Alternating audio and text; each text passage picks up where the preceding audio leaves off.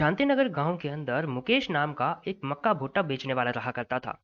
वो वैसे तो अपना मक्का भुट्टा बेचकर अपना गुजारा करता था, लेकिन वो स्वभाव से बहुत ही बुरा था। अगर उस गांव के अंदर कोई दूसरा इंसान मक्का भुट्टा बेचने की कोशिश करता, तो मुकेश उसे धमका बुझाकर उसका धंधा उसे बंद करवा देता और उसे उस गांव से बाहर निकलवा देता था। इस तरह से उस पूरे गांव के अंदर मुकेश इकलौता मक्का भुट्टा बेचने वाला था। एक दिन उस गांव के अंदर माधव नाम का एक नया आदमी आता है और वो उसी गांव के अंदर मक्के भुट्टे का अपना ठेला लगाता है। मुकेश को जब इस बात का पता चलता है, तो मुकेश माधव के पास जाता है और बड़े गुस्से में माधव से बोलता है, अरे ओ माधव, तेरी हिम्मत कैसे हुई यहाँ पर मक्का भुट्टा बेचने की? तुझे पता नहीं क्या? इस गांव के अंदर मक्का भुट्टा बेचने का हक सिर्फ और सिर्फ मेरा है, और ये मेरा गांव है। यहाँ पर सिर्फ मैं ही मक्का भुट्टा बेचूंगा। तू चल यहाँ से बाहर निकल। मुकेश माधव को थप्पड़ मारने वाला होता है, लेकिन इससे पहले ही मुकेश के चारों तरफ चार हट्टे कट्टे पहलवान आकर खड़े हो जाते हैं और जमकर मुकेश की धुलाई कर देते हैं।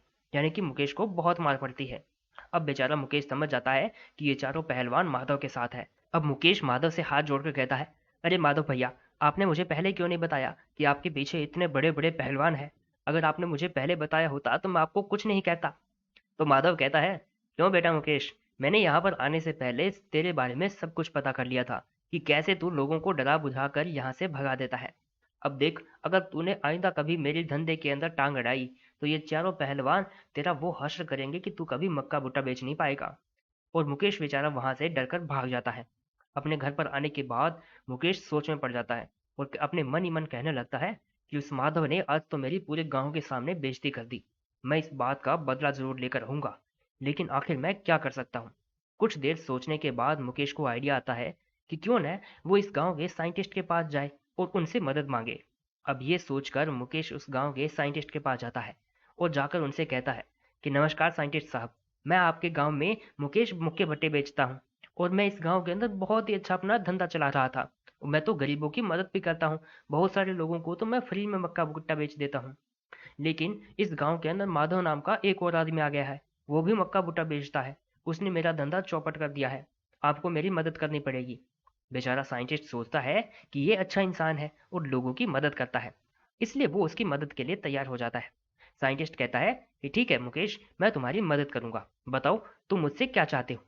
तो मुकेश कहता है कि सर, मुझे कुछ ऐसा उपाय दीजिए जिससे मेरे मक्के भुट्टे ज़्यादा सुंदर और ज़्यादा बड़े हो जाएं, ताकि मेरी कमाई ज़्यादा हो और माधव का धंधा ठप हो जाए। तो साइंटिस्ट कहता है कि ठीक है, तुम एक काम करना, तुम मेरे पास कल आना। अगले दिन मुकेश फिर से साइंटिस्ट के पास जाता है। तो साइंटिस्ट मुकेश को एक पंप और एक थोड़ा सा रसायन देता है और उसे कहता है, ये रसायन पंप के अंदर डालकर जब तुम भुट्टों के अंदर हवा भरोगे, तो तुम्हारे भुट्टे बड़े हो जाएंगे और वो बहुत ही ज़्यादा स्वादिष्ट होंगे। इससे तुम्हारे मक्के भुट्टे ही ज़्यादा बिकेंगे। अब मुकेश वो पंप और रसायन लेकर अपने घर पर आ जाता है। उस दिन के बाद से मुकेश अपने पंप के अंदर रसायन डालता और उसके भुट्टों में हवा भरने लगता, तो उसके भुट्टे बहुत बड़े और स्वादिष्ट होने लगे। इस तरह से अब मुकेश का धंधा ज्यादा चलने लगा। माधव सोच में पड़ गया कि आखिरकार मुकेश के भुट्टे इतने बड़े कैसे हैं, जबकि साधारण भुट्टे तो छोटे छोटे ही होते हैं, लेकिन मुकेश के भुट्टे बहुत बड़े थे। माधव को कुछ भी समझ में नहीं आ रहा था। इसी तरह से 3-4 दिन हो गए। अब माधव का धंधा बिल्कुल ठप हो गया था। उसकी बिल्कुल भी कमाई नहीं हो रही थी। एक दिन माधव ने शाम को घर जाते वक्त मुकेश का पीछा किया। जब मुकेश अपने घर में पहुंच गया, तो माधव भी चुपके से खिड़की से सब कुछ देखने लगा। माधव ने देखा कि मुकेश और उसकी पत्नी बात कर रहे थे और वो दोनों कुछ ही देर बाद पंप के अंदर थोड़ा रसायन डालते हैं और भुट्टों के अंदर हवा भरने लगते हैं, जिससे उसके भुट्टे बड़े हो जाते हैं।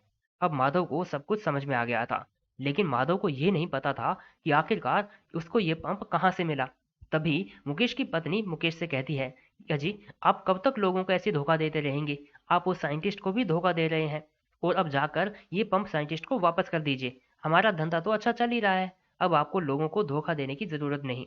लेकिन मुकेश अपनी पत्नी को थप्पड़ मारता है और कहता है कि तू चुपचाप मेरा काम करती रह, तुझे बोलने की कोई ज्यादा जरूरत नहीं। बड़ी आई लोगों का भला सोचने वाली। अब माधव को पता चल चुका था कि ये पंप उसे साइंटिस्ट ने दिया है, इसलिए माधव भी साइंटिस्ट से मिलने जाता है और उसे सारी बात बता देता है कि कैसे मुकेश लोगों को ठग रहा है और वो किसी और को धंधा भी नहीं करने देता, और तो और वो लोगों की भलाई भी बिल्कुल नहीं करता। साइंटिस्ट माधव से कहता है, लेकिन मुकेश ने तो मुझे कहा था कि वो बहुत अच्छा इंसान है, लोगों की मदद करता है। इसका मतलब वो झूठ बोल रहा था। अब साइंटिस्ट और माधव मिलकर मुकेश को सबक सिखाने की कोशिश करते हैं। वो दोनों एक योजना बनाते हैं। साइंटिस्ट माधव को एक रसायन देता है और उसे अपनी सारी योजना बता देता है। अगले दिन मुकेश फिर से अपना ठेला लगाता है और अपने बड़े बड़े भुट्टे लोगों को बेच रहा था। वहां पर लोगों की बहुत ज्यादा भीड़ थी। लोग उसके बड़े बड़े भुट्टे खरीद रहे थे और वहीं पर बड़े चाव से खा रहे थे। लेकिन अचानक से उसके भुट्टे फटने लगे और लोगों के चेहरे काले पड़ गए। अब लोगों को बहुत गुस्सा आया। लोगों ने मुकेश की जमकर धुलाई कर दी। मुकेश को कुछ भी समझ में नहीं आया था कि आखिरकार ये भुट्टे फटे कैसे।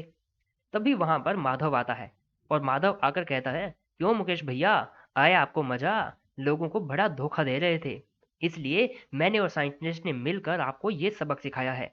मैंने आपके रसायन को थोड़ा बदल दिया था, जिसकी वजह से आपके भुट्टे बड़े तो हो गए, लेकिन वो बम की तरफ फटने लगे।